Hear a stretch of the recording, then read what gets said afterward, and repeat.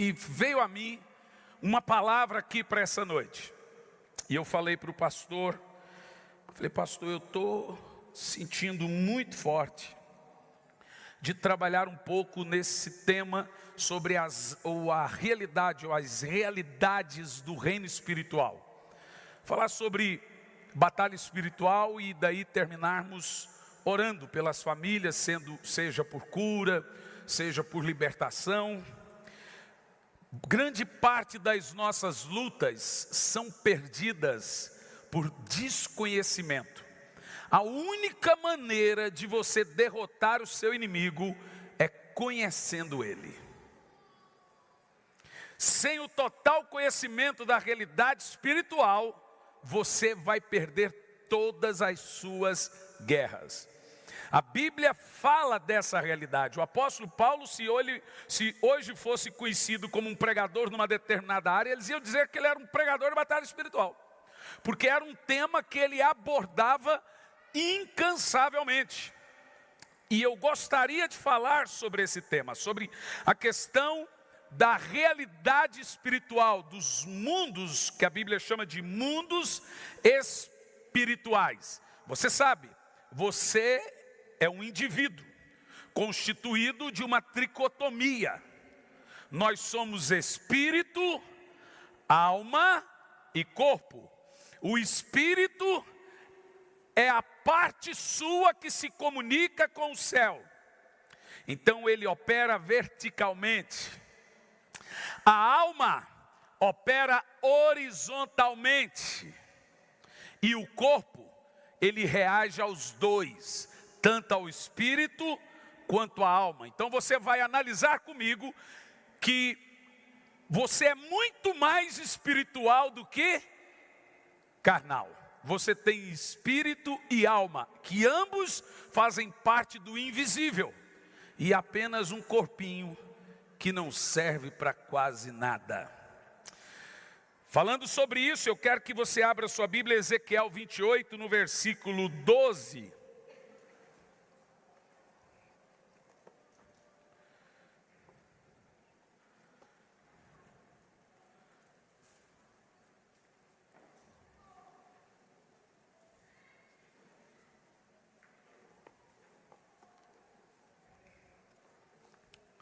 O texto diz assim, Ezequiel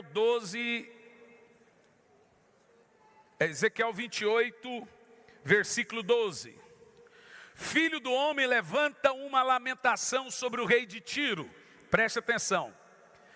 Tiro era uma cidade fortificada da Ásia, uma cidade muito potentosa, poderosa. E o rei de Tiro, tem aí uma discussão, ele se chamava Itiobalus. E ele era um rei muito arrogante, muito orgulhoso. E Deus agora usa esse rei para confrontá-lo. E no meio dessa confrontação ao rei de Tiro, Deus vai usar um indivíduo como exemplo dessa confrontação. Basicamente, nós temos esse padrão também em Isaías, quando Isaías vai confrontar o rei da Babilônia. E Deus usa Lúcifer como exemplo do orgulho do rei da Babilônia. Então, se nós queremos saber sobre a realidade do reino espiritual, ela começa aqui. E diz assim, filho do homem, levanta uma lamentação sobre o rei de Tiro. E dizes, assim diz o Senhor, tu eras o selo da perfeição, cheio de sabedoria e formosura. Pode continuar, vai indo. Estivestes no Éden, agora fica claro que não está falando mais do rei. Estivestes no Éden, jardim de Deus, cobria de toda pedra preciosa, cornália, topázio, ônix, crisólito, berilo, jaspe, safira, carbúnculo, granada, esmeralda e ouro. Atento a um detalhe, Lúcifer era essas pedras, ele não vestia, ele foi feito dessas pedras. Então todas as pedras preciosas que você tem no mundo foram feitas a partir dele. Você quer ver? Em ti se faziam teus tambores e pífaros. Outra coisa que ele tinha, sons no corpo. No dia em que fostes criado, foram para ti isto preparado. Então, basicamente, você percebe que todas as pedras preciosas que nós temos foram feitas a partir do corpo desse ser. Se você estudar a geologia da Terra, você pesquisa hoje na internet a origem das pedras preciosas. Uma delas, o ouro. E se você pesquisar o ouro, você vai ver que o ouro não tem átomos terrestres. Uma coisa mais estranha. O ouro não é da Terra. É óbvio que não. Se você vê o céu, é feito de ouro. As ruas são de ouro. O rio é feito de cristal. Todas as pedras preciosas são extraterrestres. Fica evidente isso. Mas uma coisa que me chama a atenção nesse texto, e continua dizendo, aqui falou sobre a composição corporal de Lúcifer. Ele era isso, e brilhava como ouro. Continua. No verso em diante. Eu te coloquei como querubim da guarda. Observa a palavra. A palavra é guardador, protetor, guardador, querubim da guarda. Estiveste sobre o monte santo de Deus, andastes no meio das pedras de fogo, pedras afogueadas. Pode ir em diante. Perfeito eras nos teus caminhos, desde o dia em que fostes criado, até que se achou iniquidade em ti. Pela abundância, agora olha o que você está lendo comigo na Bíblia. Estamos falando de Lúcifer. Pela abundância do teu comércio. Sabe, eu fico me perguntando, que tipo de comércio?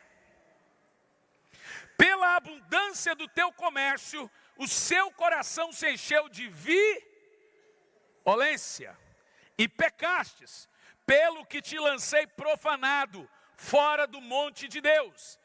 E o querubim da guarda, ó querubim da guarda, eu te expulsei do meio das pedras afogueadas. Então preste atenção nisso, para entendermos a realidade muito poderosa que nós temos no reino espiritual. Alguns teólogos consideram esse capítulo como apenas uma força de expressão, uma metáfora.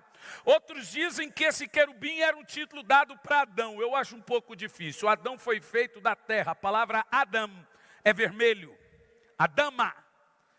Adão não tem composições extraterrestres, nem você. Nós somos feitos daqui mesmo. O termo querubim da guarda, cheio de 10 pedras preciosas. E o que é mais interessante, que quando Deus levanta Arão, no peitoral de Arão tinha 10 pedras. E eram essas 10 pedras. Esse texto nos deixa muito claro que, pelo visto, Lúcifer era uma espécie de sacerdote. Alguns dizem que ele era ministro de louvor. É provável, nós não temos isso na Bíblia. Mas o termo se dá pelo fato de que ele tinha composições musicais. Nós temos várias classes de anjos no céu, para não falar raças. Nós temos anjos com cara de animais. Você lembra dos seres viventes? Leão, cordeiro. Anjos com cara de homens e anjos até com cara de serpente, gente. Em Isaías 1, no versículos...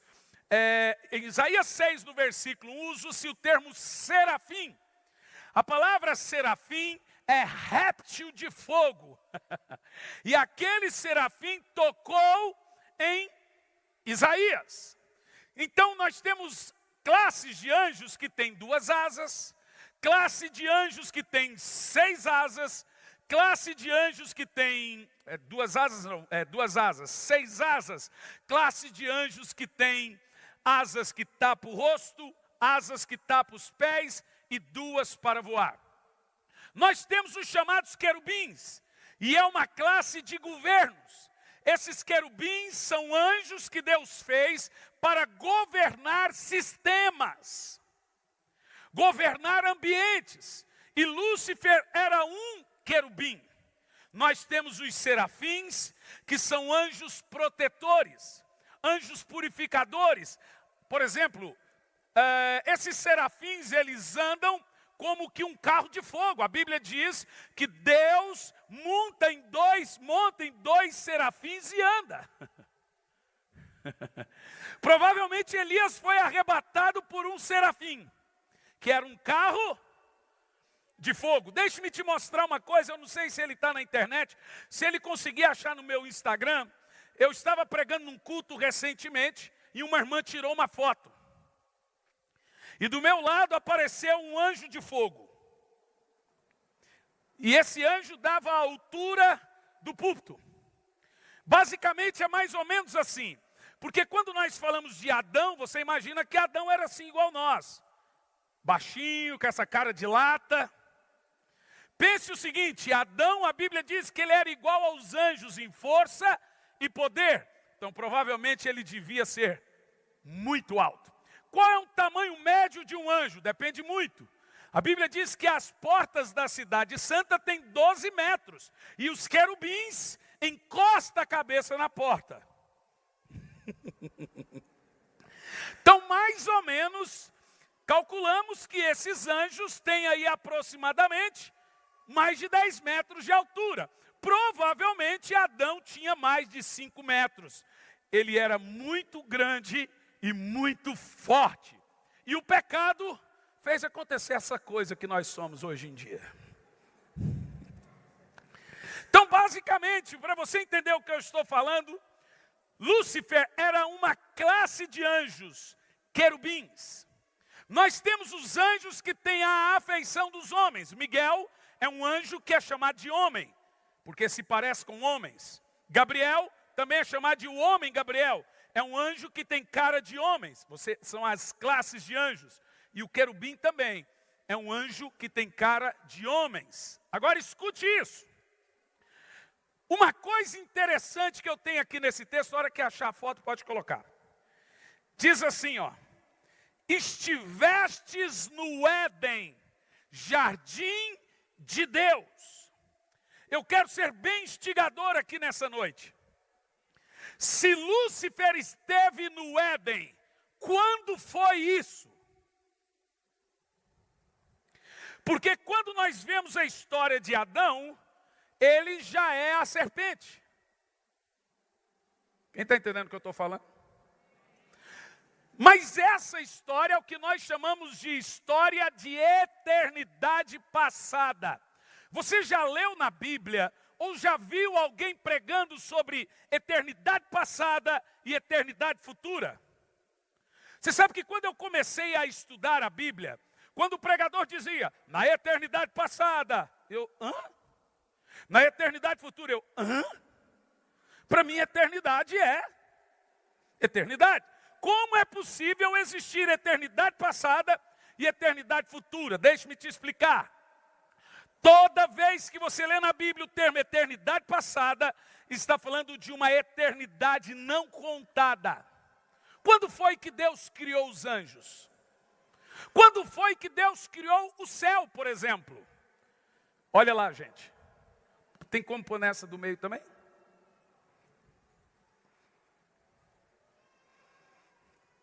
Olha lá. Legal, né? Eu te empresto ele depois.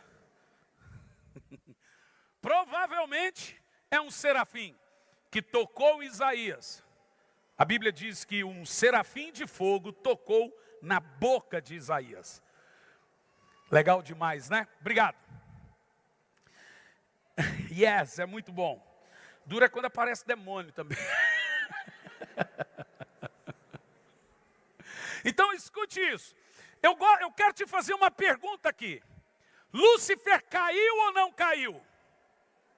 Ele caiu antes de Adão ou depois de Adão? Responda. Se Lúcifer caiu antes de Adão, ele caiu aonde? Na terra? Bugou? Como que ele caiu na terra? Vamos lá. Lúcifer caiu antes de Adão. Se foi antes de Adão, foi antes dos 6 dias, ou 7. Se ele caiu antes dos 7 dias, aonde ele caiu? Ou você acha que ele virou um titã, ficou sentado no trono do universo, transformando as nações em areia? Porque tem gente que prega isso, que Lúcifer ficou vagando pelos... Esse povo está assistindo muito filme da Marvel. Ficou vagando pelos planetas, devastando os planetas. Aí quando Deus fez a terra, ele veio para a terra. Então vamos lá saber aonde Lúcifer caiu. E depois vamos lidar como ele caiu. Porque no texto aqui diz: estivestes no Éden, jardim de Deus. Ezequiel 28, no versículo 13, diz: estivestes no Éden, lugar de delícias, no jardim de Deus. Vamos ver de onde ou aonde ele caiu no texto. Pode continuar o texto a partir do versículo 16. Pela abundância do teu comércio, o teu coração se encheu de violência e pecastes, pelo que te lancei profanado fora do monte de Deus. E o querubim da guarda te expulsou do meio das pedras afogueadas. Pode continuar.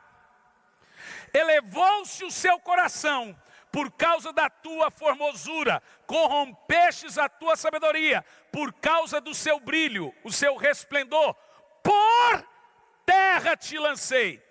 Mas aí aqui ainda temos um português experimental. Pode ser o planeta ou pode ser no chão. Não está na terra, está por terra. Ok. Mas veja agora Isaías no capítulo 14, no versículo 12, para você saber aonde Lúcifer foi jogado. E aí nós temos uma aplicação fantástica sobre a realidade espiritual. E eu quero terminar aqui hoje falando sobre arma de ataque e arma de defesa contra o reino das trevas. Isaías 14, versículo 12. Como caístes do céu, ó estrela da manhã, filha da alva, como fostes lançado por terra, tu que prostrava as nações. O quê? Você leu? Tu que prostrava o quê? Que nações? Que nações que ele prostrava? Isso é antes dele cair, antes de Adão e Eva, antes dos 7 dias, no que nós chamamos de eternidade passada. Porque a única eternidade contada na Bíblia é a futura. A passada é será que é? Vamos, continua o texto. Ali ainda temos por terra, mas agora vai mudar. E tu dizias no teu coração: eu subirei acima das estrelas de Deus, exaltarei o meu trono, e no monte da congregação me assentarei nas extremidades do norte. Quer dizer que ele está abaixo. Subirei acima das mais altas nuvens e serei semelhante ao Altíssimo. Agora olha o texto. Contudo, levado serás ao Sheol, ao mais profundo do abismo. Dá uma pausa aí. Eu mandei para eles ali uma definição da palavra abismo. Primeiro, o texto sugere que ele foi jogado no lugar. A palavra inferno em hebraico é Sheol, e inferno em grego é Hades. Sheol é um lugar que Deus fez para o diabo e seus anjos. E aonde é esse Sheol? No abismo. E o que é esse abismo? Veja comigo Gênesis capítulo 1, no versículo 1 e diante. Depois eu volto nesse texto. No princípio criou Deus os céus e a terra. Verso 2. E a terra era sem forma e vazia, e havia trevas sobre a face do abismo. Aonde ele foi jogado? Por que havia trevas? Agora você me pergunta, peraí, mas ali está tudo sem ser criado, como que está tudo sem criação se já tinha água? Pense bem, como que a terra apareceu debaixo das águas? O texto diz que havia trevas sobre o abismo e o Espírito pairava sobre as águas. Em nenhum momento dos 7 dias, você vê Deus dizendo, vamos criar a água. E nem tampouco vamos criar a terra. Ele apenas diz, faz separação entre a água e a terra. Aonde está a terra ali, gente? Embaixo das águas. Quem está entendendo o que eu estou falando? E por que nós temos um abismo ali? Porque foi basicamente aonde estão essas trevas que Lúcifer foi jogado. Mas aí surge uma questão. Pastor, é a partir do versículo 2 de Gênesis que nós temos a criação do mundo. Olhe bem para mim. Volta o versículo 1 de Gênesis 1. Olha o termo. No princípio, criou Deus os céus e a terra. Em hebraico está assim, ó, Bereshit bara ha Elohim, vet ha shamarim. O termo significa, no princípio Deus fez tudo do nada. A palavra bara é Deus pegar e criar tudo de uma matéria inexistente. A partir do versículo 2 você não tem mais a palavra bara, você já tem a palavra haja, que significa criar do que existe. No versículo 1, é quando Deus criou o universo, é quando Deus fez os anjos, é quando Deus fez tudo perfeito em sua beleza, inclusive a terra. Mas no versículo 2 parece que alguma coisa está destoando, porque no versículo 2 diz, a terra era sem forma e vazia. Como que isso é possível? Eu pus ali a tradução, põe para mim, acha para mim o termo. Eu gosto que você olhe isso para mim, porque tem como aumentar, pôr nessa tela do meio? Também?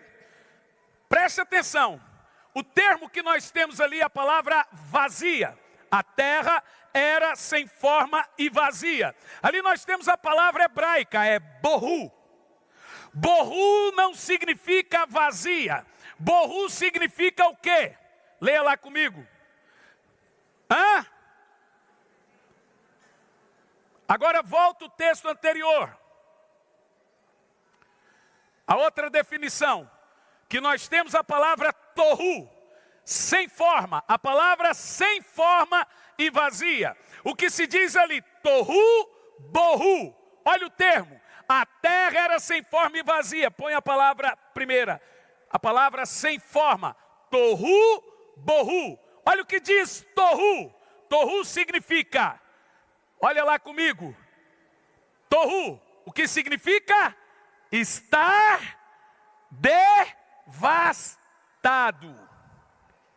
Então, na realidade, o que você está vendo aqui comigo é que a terra se tornou devastada e vazia. E o que fez a terra se tornar devastada e vazia? Uma guerra. Em Gênesis capítulo 1, Deus cria tudo muito perfeito. E Ele coloca nessa terra que Ele chama de Éden mineral, como você leu comigo em Ezequiel 28. Estivestes no Éden, no jardim de Deus, anjos. E o líder desses anjos era um governo, chamado Lúcifer, ou Eiliel, é o seu nome de anjo. Quando você pega os indexes da Torá, lá está o nome dele. Na Bíblia apenas sugere o título da sua função. Esse querubim da guarda era o responsável por esse mundo de adoração que tínhamos na eternidade passada. E essa terra foi habitada por anjos. Por isso que você leu no texto que esses anjos que estavam aqui, eles eram perfeitos. Havia um lugar de adoração. É um Éden antes de Adão e Eva, como lemos em Ezequiel 28. Estivestes no Éden, você era o guardião das pedras preciosas. Mas a Bíblia Sagrada diz que esse ser foi enchendo o seu coração de violência e pecou. Ele pecou por arrogância, ele pecou por violência, ele caiu. No verso 15 diz, de Ezequiel 28, naquele tempo eras perfeito e irrepreensível. Os teus sentimentos e atitudes, desde o dia que fostes criado, até que se observou malignidade em ti. E no verso 16 diz assim, ó: por intermédio dos teus negócios sobre a terra. No verso 16, por abundância do teu comércio, se encheu de violência. Isso é tão interessante, que voltando a Isaías 14, agora nos versos 16 e 17, vai mostrar como Deus derruba Lúcifer. Quando a terra se enche de violência, quando a terra se enche de profanação por causa de Lúcifer, Deus chama esses anjos no céu. No verso 16 e 17, os que te virem, te contemplarão, considerar-te-ão e dirão, não é este o varão que fazia estremecer a terra, e que fazia tremer os reinos, e que punha o mundo como um deserto, e assolava as suas cidades, e os cativos não deixava ir soltos. Isso é antes de Gênesis, versículo 2. Volta o versículo 12 desse texto para você entender.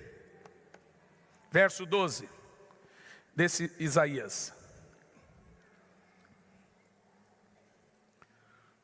Nesse capítulo 12. Como caístes do céu, ó estrela da manhã, filho da alva, como fostes lançado por terra, tu que prostrava as nações. Continua. E tu dizias no teu coração, eu subirei ao céu e acima das estrelas, anjos de Deus, colocarei o meu trono e me assentarei nas extremidades do norte. Subirei acima das mais altas nuvens e serei semelhante ao Altíssimo. Contudo, levado serás ao inferno, ao mais profundo do abismo. Pode continuar. E os que te virem te contemplarão, considerar-te-ão e dirão, não é este o varão que faria estremecer a terra e que fazia tremer os reinos? De quem está falando? Agora em Ezequiel 28 diz que Deus convida e chama esses anjos. E o livro de Salmos diz que houve batalha. As nações se embraveceram, os reinos se moveram. Ele levantou a sua voz e a terra se derreteu.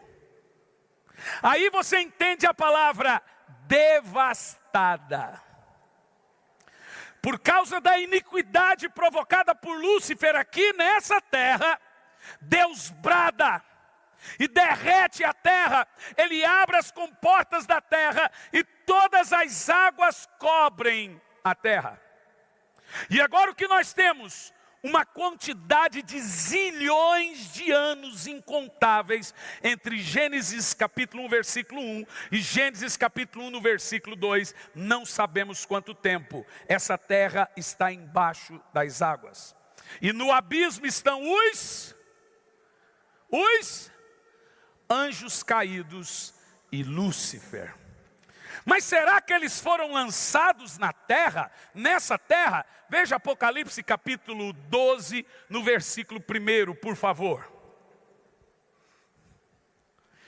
E viu-se um grande sinal no céu, a mulher vestida de sol, tendo a lua debaixo dos seus pés e uma coroa de 12 estrelas sobre a sua cabeça.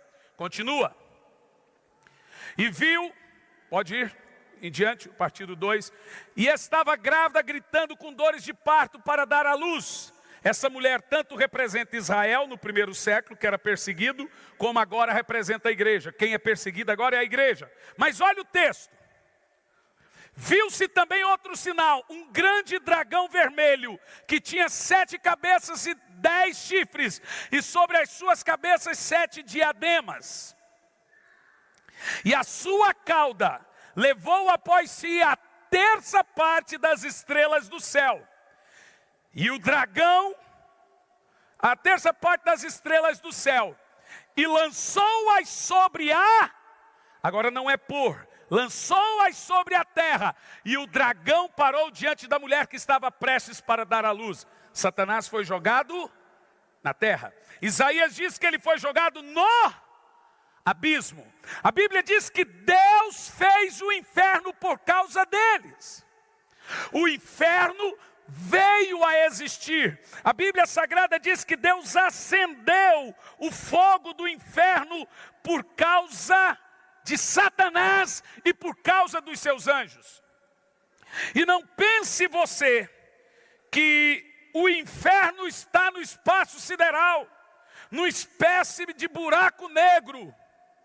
Aonde está a casa de Satanás? Nós sabemos, porque Jesus, na parábola do rico e Lázaro, fala desse abismo. Quando ele chega em Gadara e os demônios são expulsos, os demônios pedem para não ser jogados no abismo. O abismo é o que a Bíblia também chama de Sheol, ou Tártaro, ou prisão, ou inferno. É o que separa o Geena do inferno e o paraíso. E o inferno foi aceso por causa da ira de Deus, para ser e passar a ser a morada dos demônios. Jesus diz que ele foi feito para eles, para Satanás e para os seus anjos. Resta-nos saber um pouco sobre isso. Deuteronômio 32, no versículo 22, veja comigo. Deuteronômio 32, versículo 22. Porque um fogo se acendeu na minha ira, e arde até o mais profundo O fogo do inferno não é do diabo, o fogo do inferno é de Deus. Satanás nunca na Bíblia é taxado por alguém que possui ou produz fogo. O fogo que arde no Sheol é o mesmo fogo do céu. Deus é chamado tanto de fogo purificador como de fogo consumidor. O fogo que batizou os apóstolos matou Ananias e Safira. O fogo que não se consumia na tenda de Moisés matou os 2 filhos de Arão. Paulo diz que o fogo prova-nos, e esse fogo queima madeira, feno e palha. O mesmo fogo purifica ouro, prata e pérolas.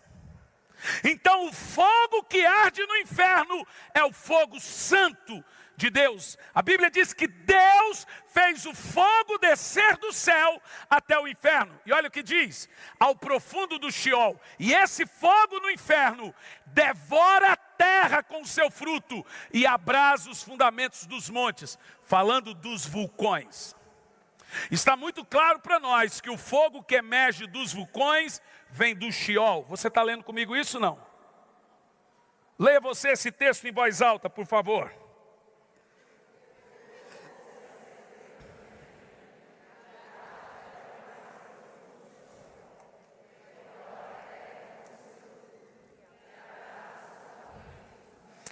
Em Mateus 25 e 41, eu vou falando, você vai colocando o texto, diz assim: mas o rei ordenará aos que estiverem à esquerda. Aonde?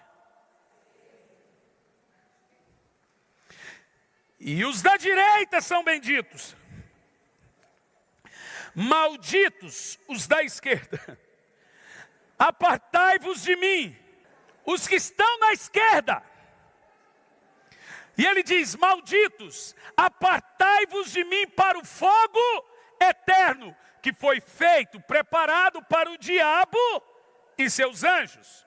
Então olhe bem para mim. Escute bem que você já está entendendo a coisa. Aonde é o inferno? Aonde está Satanás e seus anjos? Existe uma localização geográfica do inferno. Primeiro que a Bíblia diz que as pessoas vão para o inferno quando não tem Jesus. Esse grupo de gente, ele diz: malditos, e vão para o inferno, não foi feito para vocês, foi feito para o diabo e seus anjos, mas você vai para o inferno. Qual é a localização desse tempo e espaço? Talvez você pense que o inferno é espiritual.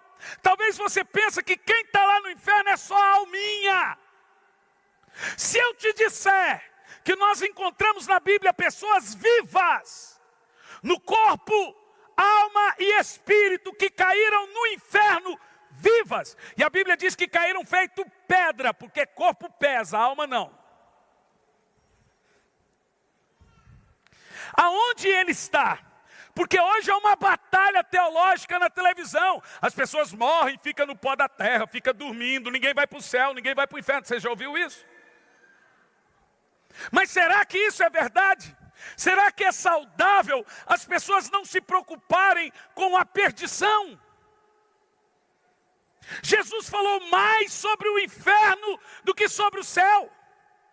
Até mesmo no texto mor do amor de Deus, está lá o inferno, para que todo aquele que nele crê, não pereça, mas tenha a vida eterna. E perece aonde? Perece no inferno. Então olhe bem para mim. No Velho Testamento, a palavra usada para inferno é Sheol.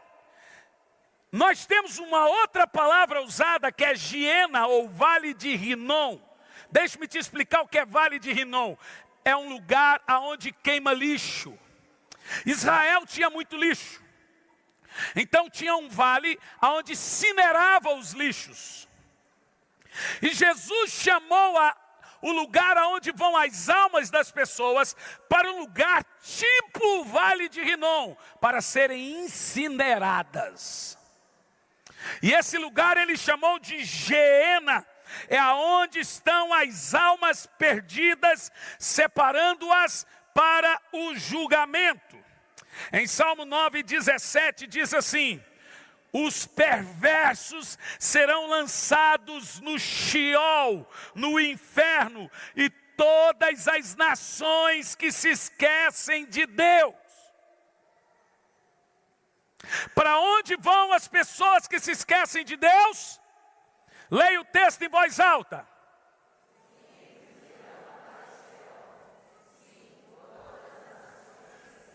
Aqui está falando de desviado, viu? Só esquece de Deus quem conhece Deus. Para onde vão essas pessoas? O Sheol. Aonde está Satanás? Para onde vão os que se esquecem de Deus? Para a casa do capeta.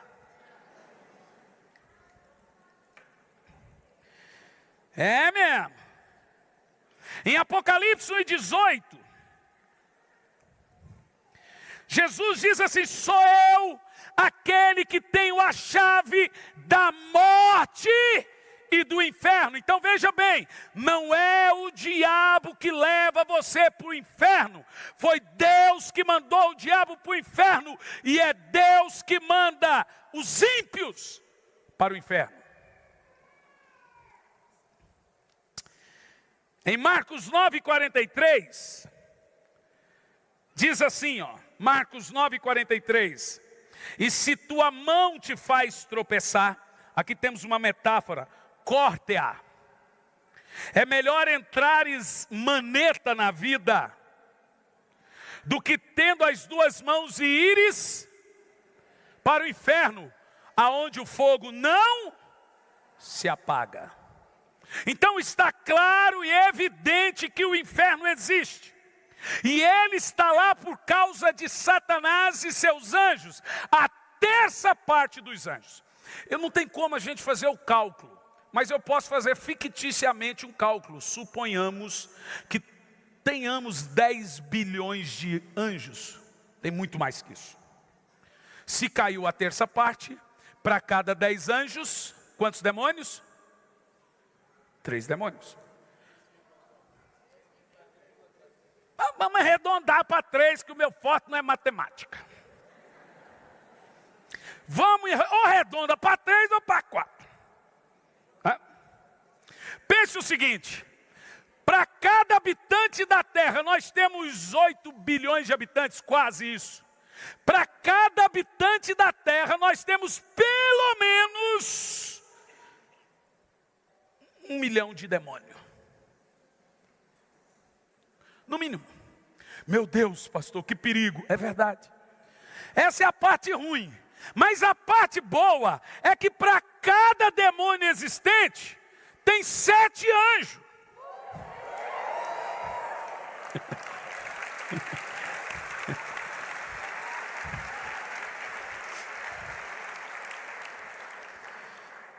Por isso que a Bíblia diz que existe uma guerra entre o bem e o mal. Jesus chamou Satanás de príncipe deste mundo. Esse lugar já foi dele, deixou de ser dele e passou a ser dele de novo. Lembra quando ele levou Jesus na ponta do pináculo? Ele mostrou, diz a Bíblia, os reinos da terra. Ele disse: você está vendo isso aqui? Tudo é meu. Está vendo ali, ó, Arena do Corinthians? Está vendo aqui? Tudo isso é meu.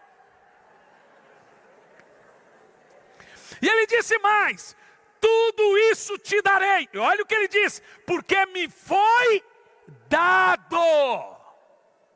Então eu dou, está lá na Bíblia, a quem eu quiser. Mas quem deu isso para ele, irmão? Aí você fala: foi Deus. Um dia foi, mas ele perdeu. Porque Deus criou o homem. Veja, Lúcifer se vestia com pedras. Lúcifer era o querubim da guarda. Lúcifer era um sacerdote. Lúcifer dominava as nações, como nós lemos em Isaías. Agora Deus vem depois de zilhões de anos e fala: vou fazer o homem. Ele não vai se vestir de pedras, ele vai se vestir com a minha glória. Esse homem vai ser igual a mim, a minha imagem, a minha semelhança. E agora tudo que era de Lúcifer, inclusive a terra, Deus disse: domine, domine, domine. Tudo isso é seu. Que maravilha. Mas esse homem estava com a rebimboca da parafuseta meia fraca, porque era tudo dele. Agora pense o seguinte comigo: eu te dou um presente, você pega esse presente que eu te dei e você dá para outro, alguém que eu não gosto. Eu posso ir lá e tomar dessa pessoa esse presente? Responda. Só tem uma maneira de eu ter de volta aquilo. Quem falou? Comprando. E aonde que houve essa compra? Yes. E não é só isso. A Bíblia diz que na cruz ele envergonhou os principados e potestades. Ele colocou a dívida. Adão nos deixou em dívida. Ele cravou na cruz essa dívida e ele tomou. Ele desceu às profundezas do inferno, no Sheol. Pegou o governo do mundo. Tomou os reinos da terra e disse: tudo é meu. Eu tenho todo o poder e toda a autoridade no céu e na terra. Aleluia! Em Filipenses, no capítulo 2, no versículo 6, a Bíblia diz que ao nome de Jesus se dobre todos os joelhos dos que estão no céu, dos que estão na terra, dos que estão no Sheol, e toda língua confesse no céu, na terra, no Sheol, que Jesus Cristo é o Senhor. Olhe bem, calma. Nesse exato momento, tem demônios no abismo dizendo: Jesus é o Senhor, Jesus é o Senhor, Jesus é o Senhor, Jesus é o Senhor.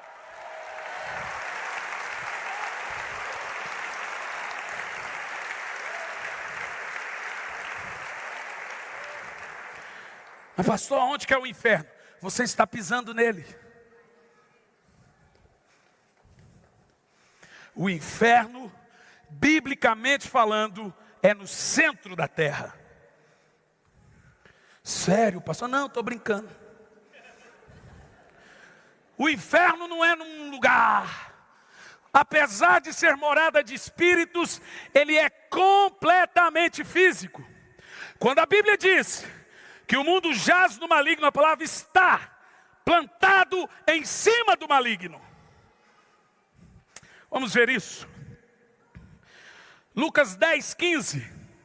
E eu vou fazer isso primeiro, para você entender a importância do crente. Segundo, a importância da igreja. Terceiro, quem é você no reino espiritual? Lucas 10, 15. Tu, Cafarnaum, porventura serás elevado até o céu, até o Hades. Agora estamos no Novo Testamento, é grego. Hades é inferno. Até o Hades descerá. Agora escute o que você vai se surpreender. Antes da morte de Jesus, todos que morriam, sejam ímpios ou não, iam para o Sheol. Abraão foi para o Sheol. E às vezes você fala assim, por que Satanás contendeu com Miguel pelo corpo de Moisés? Ali nós temos uma briga jurídica. Porque você vê na transfiguração Moisés e Elias voltando, deixando claro que Moisés e Elias estão no céu. Se eles estão no céu, como pode se eles estão vivos? E como Moisés pode estar vivo se ele morreu? A Bíblia Sagrada diz que a morte reinou até Moisés. Fica evidente que Deus de alguma forma ressuscitou Moisés. Porque os mortos não voltam. E na transfiguração, nós temos Moisés, Elias e Jesus. Não é uma visão, eles vieram. Isso está muito claro para mim. Nós não temos só lá no céu esses dois, nós temos também Enoque. Homens, a Bíblia diz que carne e sangue não entra no céu. Mas nós temos Enoque, nós temos Elias, nós temos Moisés. Então a briga de Satanás pelo corpo de Moisés é uma briga jurídica. Ele tem direito às almas. Tinha. Ah, que vontade de falar agora, mas eu tenho que construir. Porque a Bíblia Sagrada diz que no Velho Testamento a configuração do inferno era um. No Novo Testamento, a configuração do inferno é outro. No Velho Testamento, eu acho que você deve ter aí uma foto feia que eu construí, dos 3 céus embaixo. É uma casinha que tem aí. Se você colocar para mim. A configuração do inferno antes da morte de Cristo está registrada em Lucas 16. Jesus fala do rico e do Lázaro. O rico morreu e foi para o inferno. Põe na tela do meio também. O Lázaro morreu e foi para o paraíso. A palavra paraíso está ali, ó. Lucas 16 e 22. Aqui nós temos bem detalhado. Primeiro céu, segundo céu, terceiro céu. Embaixo do primeiro céu, que é o céu dos homens, nós temos o lugar de tormento, Lucas 16, 23. O grande abismo, na ponta do abismo Tártaro, Pedro fala que é onde estão presos alguns demônios, outros soltos. Satanás foi lançado no abismo. Você lembra que Jesus conta que o rico diz que do Giena ele contemplou a Lázaro no paraíso. E lá do lugar de tormento ele disse: pai Abraão, manda Lázaro vir aqui, molhar a minha língua com água. Sabe uma coisa interessante? Apesar do inferno terem almas, as sensações são físicas. O camarada tinha sede, sentia calor e não perdeu as lembranças. Ele sabia que tinha 5 irmãos, ele sabia que tinha pais. Veja você que a morte não muda ninguém. Do jeito que você morre, você vai. E ele está no lugar de tormento. Essa era a configuração antes da morte de Cristo. Mas nós sabemos que Jesus morreu. E a Bíblia Sagrada diz que ele desceu às profundezas da terra. Você quer ver esse texto comigo? Diga amém. Em Efésios 4, versículo 9. Se prepara que eu quero que você vibra muito. Porque você precisa entender o que é a igreja, o que é ser crente. A Bíblia diz que salvação é tirar o homem do reino das trevas e transportá-lo para o reino da luz. A Bíblia diz que ser crente é ser um outro povo. Você não é judeu, você não é do mundo, mas você é a igreja. É uma nova raça. A Bíblia diz raça diferente, raça eleita. É um outro tipo de gente. Você não é do mundo, mas você ainda não é do céu. Você é raça. É igreja. Olhe bem. Ora, isto, ele subiu, que é senão aquele que também desceu às partes baixas da terra. O inferno é físico. O céu é espiritual, mas o inferno é físico. E tem mais. 1 de Pedro 3, versículo 19. Aquele que... 1 de Pedro 3 e 19.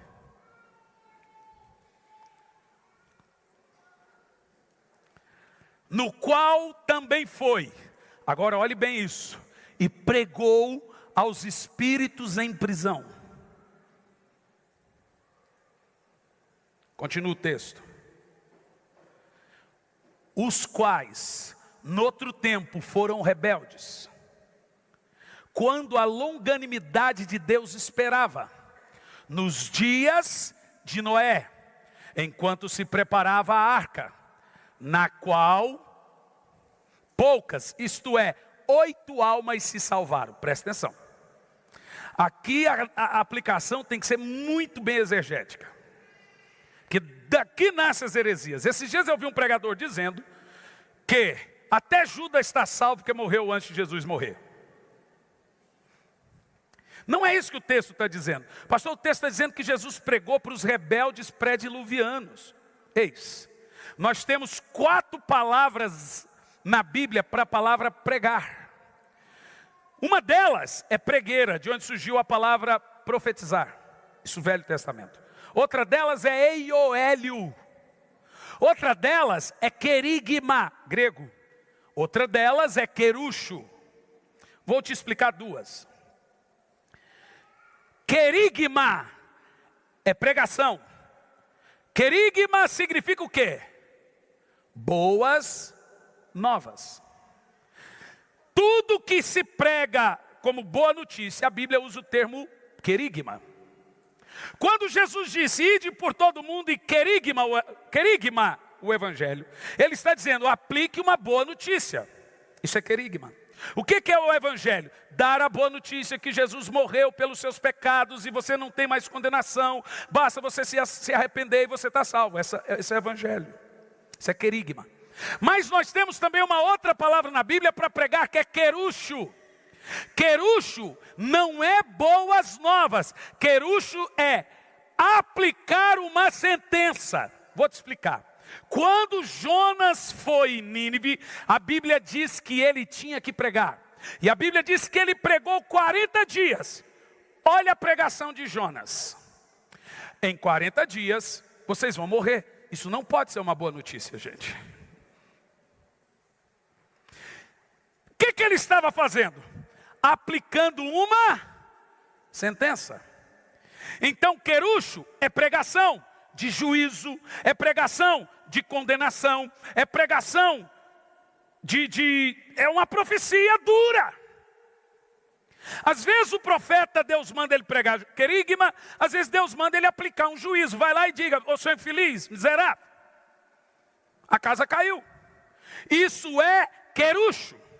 Quando a Bíblia diz que Deus desceu ao Sheol e pregou a esses antediluvianos, Ele não pregou para salvar, mesmo porque a Bíblia diz que só 8 foram salvos.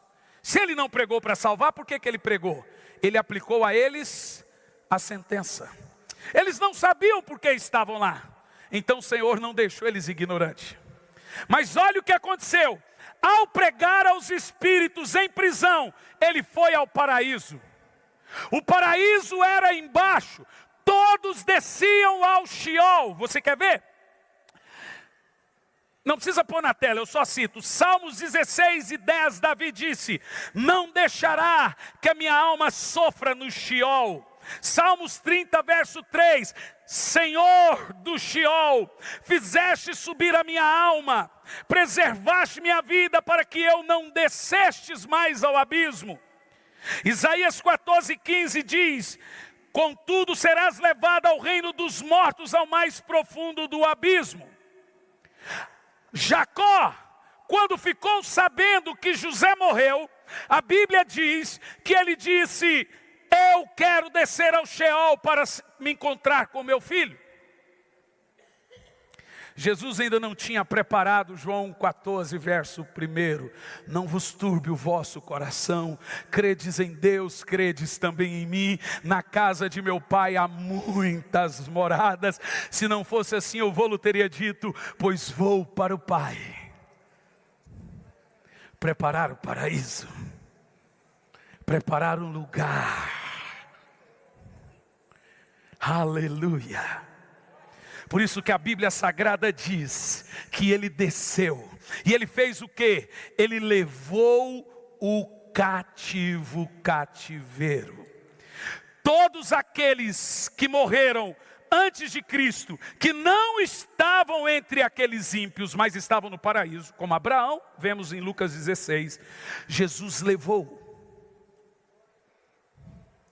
E ele inaugurou um lugar chamado terceiro céu, que se chama paraíso celestial. Agora o paraíso não está mais na terra, ou embaixo. O paraíso está no céu.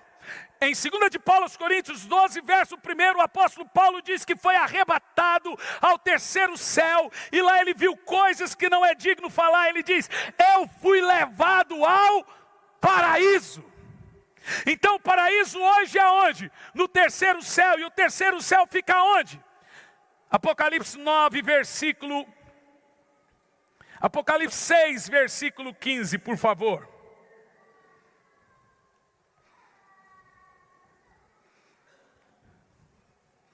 E os reis da terra, e os grandes, e os chefes militares, os ricos e os poderosos, e todo escravo e livre, se esconderam nas cavernas e nas rochas das montanhas. Põe Apocalipse capítulo 9, versículo 1.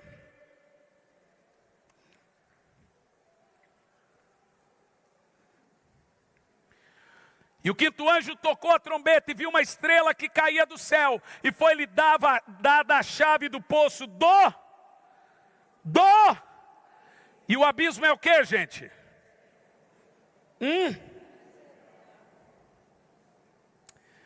Uma coisa interessante que eu encontrei aqui na terra é que a igreja divide o espaço com o inferno. Deus não levantou uma igreja frouxa. Deus só levantou a igreja aqui com uma missão: eu te coloco como ovelhas no meio de lobos. Na época que Jesus disse: levantarei a minha igreja, tinha muitas igrejas e muitos templos, tinha muitos reinos. Jesus agora separa um povo escolhido, e ele põe e chama esse povo de luz do mundo, sal da terra. E por que você tem o título de luz do mundo e sal da terra? Porque o mundo é dominado pelo príncipe desse mundo. Jesus disse: o príncipe desse mundo é chegado, só não tem poder sobre mim. Paulo chama ele de Deus desse século, que cega o entendimento dos homens, para que não veja a glória de Cristo. Você sabe o que é uma guerra espiritual? É converter um homem das trevas para a luz. Você sabe por que você se converteu? Para ser um soldado nessa guerra, para ser um guerreiro nessa guerra, nesse lugar cheio de trevas, nesse mundo tenebroso. Paulo chama esse mundo de tenebroso, ele chama esse mundo de lugar de guerra.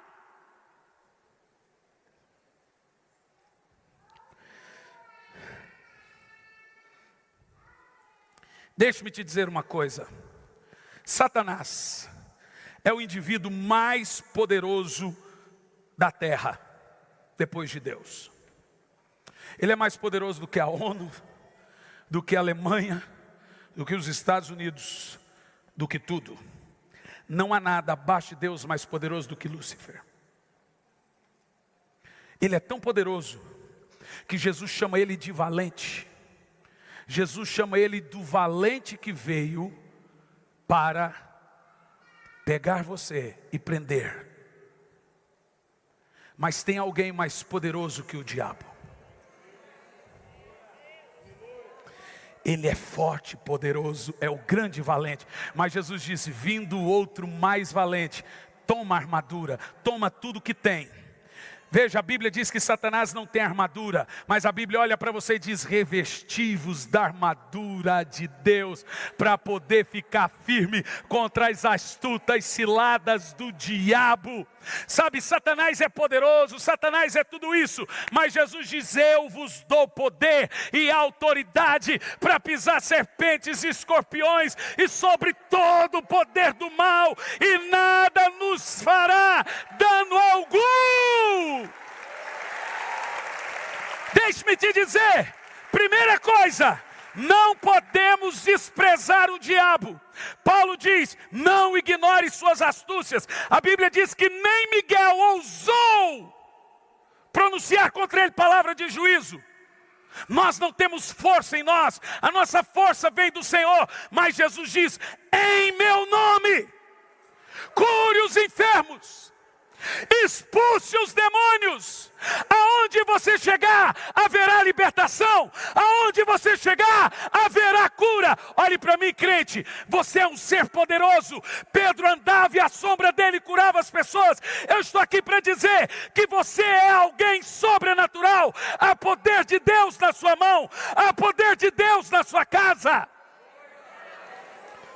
Você tem poder, e o seu poder se limita em desfazer as obras de Satanás nesse mundo. A igreja está aqui para expandir a luz. A igreja está aqui para expandir esse reino, o reino de Cristo. E eu concluo.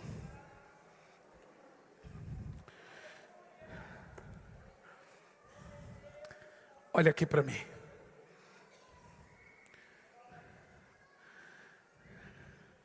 Como você se torna um soldado nesse exército? Quando você é um crente, Paulo diz assim: porque as armas da nossa guerra não são carnais, mas são poderosas em Deus para destruir as fortalezas. Bom, a Bíblia diz que nós temos armas, especificamente apenas duas. Uma é de ataque, a outra é de defesa. Qual é a arma de ataque? Jesus disse: em meu nome, ataque os demônios. Com o nome de Jesus, nós atacamos. O nome de Jesus é arma de ataque. E a Bíblia diz: qual é a arma de defesa? Quando Satanás vem contra você, em Apocalipse diz que nós o vencemos pelo sangue. A Bíblia diz que quando o anjo da morte desceu no Egito, as casas que tinham sangue eram protegidas. Então olhe bem para mim, com o nome você ataca, com o sangue você se defende. Com o nome você ataca, com o sangue você se defende. Eu não durmo sem usar essas duas armas. Uma vez eu tive uma visão. E nessa visão estava cheio de demônios. E toda vez que eu pronunciava o nome, eles davam 3 passos para trás. Mas eles voltavam. A Bíblia diz que Satanás foi embora depois de ter tentado Jesus e diz: por um tempo, breve tempo. Você precisa entender usar essas armas. Eles recuam, mas voltam. E quando ele te ataca, quando você sai de casa, tem uma batalha, começa a clamar o nome. Porque deixe-me te dizer, o nome de Jesus não serve para o diabo. O nome de Jesus serve para Deus. O Senhor me deu a revelação do nome do sangue. O sangue é uma chave de ordem para anjos. Quando você fala, há poder no sangue, ou em nome de Jesus, a Bíblia diz que aos seus anjos, Ele dá ordem ao nosso respeito. Pronunciar o sangue, ou clamar pelo nome, faz os anjos de Deus guerrearem ao seu favor.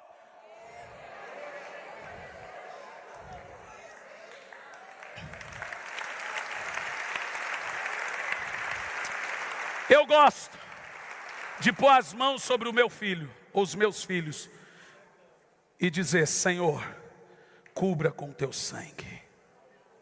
Eu gosto de sair de casa e falar: Senhor, cubra com teu sangue. Os demônios não conseguem ver. Eu tive uma visão, e um demônio disse: cadê sua família? No sonho ou visão, não sei. Eu disse: está em casa, mas eu não consigo ver. Minha mulher está aqui do meu lado, não estou vendo. Nós somos escondidos no sangue de Cristo. A Bíblia diz que debaixo das suas asas estamos seguros. Não tenha medo de bruxaria, feitiçaria, demônio, principado, potestade. A Bíblia diz que eles são vencidos. A Bíblia diz que Ele despojou e cravou lá na cruz a cabeça da serpente no seu calcanhar e venceu as trevas. E Ele veio a você e diz: eu te dou esse poder, eu te devolvo o reino do mundo. Fique em pé no seu lugar.